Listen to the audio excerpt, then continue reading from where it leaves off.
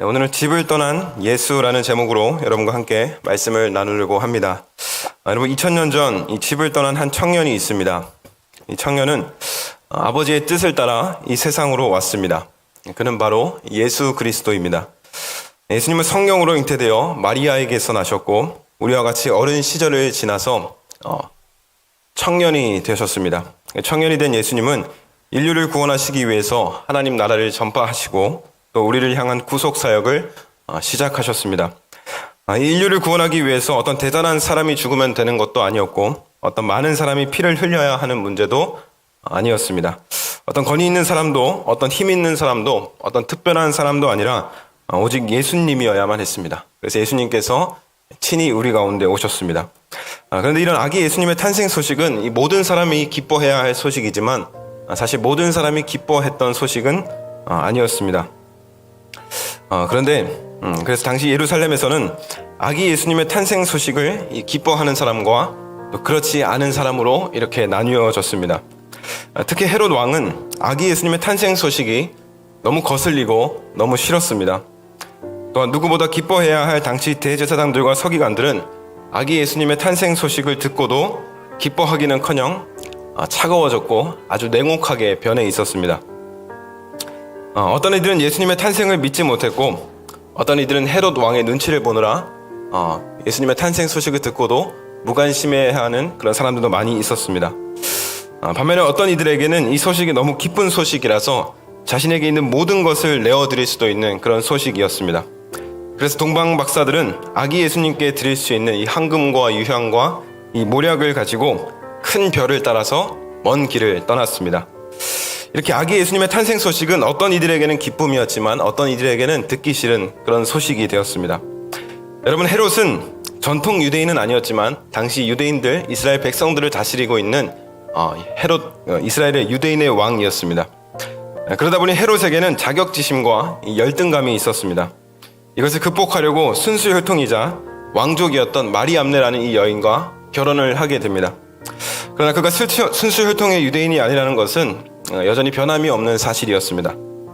그래서 이제 헤롯은 자신의 왕권을 지키기 위해서라면 뭐든지 할 수 있는 그런 사람이었습니다. 심지어 자신의 아내가 자신의 왕권을 위협한다고 느끼자 그 아내를 죽이기도 하고 나중에는 자신의 두 아들까지도 잔인하게 죽였던 사람이 바로 이 헤롯 왕이었습니다. 어쩌면 자신의 해결되지 않은 이 자격지심과 열등감으로 인해 그는 더 냉혹하고 잔인한 인간으로 변해져 있었습니다. 그리고 자신의 왕권에 방해가 되는 사람은 누구를 막론하고 다 죽일 수 있는 그런 잔인한 사람이었죠. 나중에는 동방 박사들에게 속은 것을 알고 베들레헴에 있는 2세 이하의 모든 어린아이를 죽이기까지 했습니다. 그런 헤롯에게 왕으로 오신 이 아기 예수님의 탄생 소식은 매우 껄끄럽고 거슬리는 소식이었습니다. 내가 유대인의 왕인데 유대인의 왕이 태어났다는 소식이 전해졌기 때문이죠. 그때부터 헤롯은 아기 예수님을 죽이기 위해서 호시탐탐 기회를 노립니다. 그래서 대제사장들과 서기관들을 불러서 예수 그리스도가 어디서 나겠느냐라고 물었습니다. 그리고 동방 박사들에게 은밀하게 불러서 아기 예수님을 찾으면 나에게도 꼭 알려줘라. 나도 예수님께 경배해야겠다라고 마음에도 없는 그런 거짓말을 하기도 했습니다. 근데 문제는 당시 헤롯은 당시에만 있었던 사람이 아니라 여러분 지금 이 시대에도 그리고 오늘 예배하는 이 자리 가운데에서도 우리는 헤롯이 있고 또 하나님의 백성이 있습니다. 여러분 헤롯입니까? 아니면 하나님의 아기 예수님을 기다리는 백성입니까? 우리는 오늘 이 질문을 생각해 볼 수 있어야 합니다. 때론 우리도 헤롯이 되기도 합니다. 주일에 교회 가는 것이 너무 귀찮고 예수님이 내 삶에 찾아오신 것이 감사하면서도 또 한편으로는 거슬릴 때가 있습니다. 은밀하게 내가 원하는 대로 살고 싶어 합니다. 누가 내 삶을 통치하려고 하고 다스리려고 하면 매우 거슬리고 싫어합니다. 여러분, 이것이 바로 헤롯입니다. 내 삶의 주인은 어디까지나 나 자신이어야만 합니다. 그래서 결국 내 삶에 찾아오신 예수님을 죽이려고 합니다. 여러분, 이것이 헤롯입니다. 그래서 저도 가끔 이제 헤롯이 될 때가 있습니다. 하나님의 말씀을 전하는 이 귀한 자리에 서 있으면서도 참 감사하면서도 때론 말씀을 준비하고 이 말씀을 전하는 것이 참 힘들고 부담스러울 때가 있습니다. 새벽 예배는 왜 이렇게 귀찮고 거슬리는지 어떨 땐 그냥 참 없어졌으면 좋겠다는 생각을 할 때가 참 많습니다.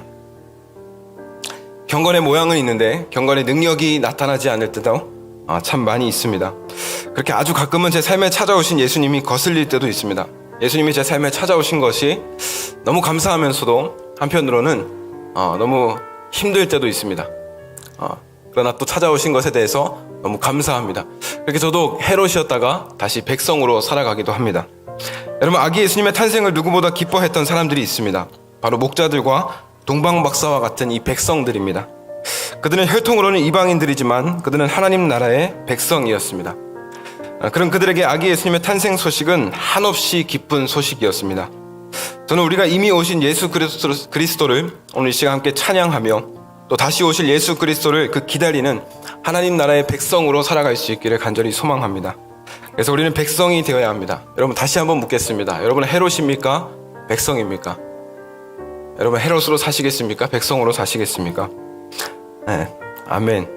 저는 하나님께서 우리가 하나님의 백성으로 살겠다고 하는 이 결단을 가장 크게 기뻐하실 거라고 믿습니다. 그렇게 하나님의 백성으로 살아가는 저와 여러분이 되시기를 간절히 소망합니다. 함께 기도하겠습니다. 아버지 하나님, 오늘 우리 가운데 성탄의 기쁨을 허락하여 주시고 이 시간 주님의 말씀을 나누게 하시니 감사합니다.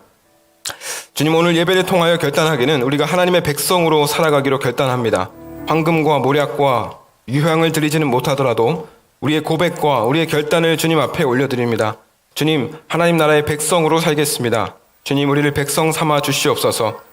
이제 이후에는 아기 예수님의 탄생을 기뻐하며 성탄 발표회와 또 찬양으로 하나님의 영광을 높여드리는 시간을 갖습니다. 주님께서 친히 홀로 영광 받아 주시옵소서. 감사드리며 사랑하는 예수 그리스도의 이름으로 기도합니다. 아멘.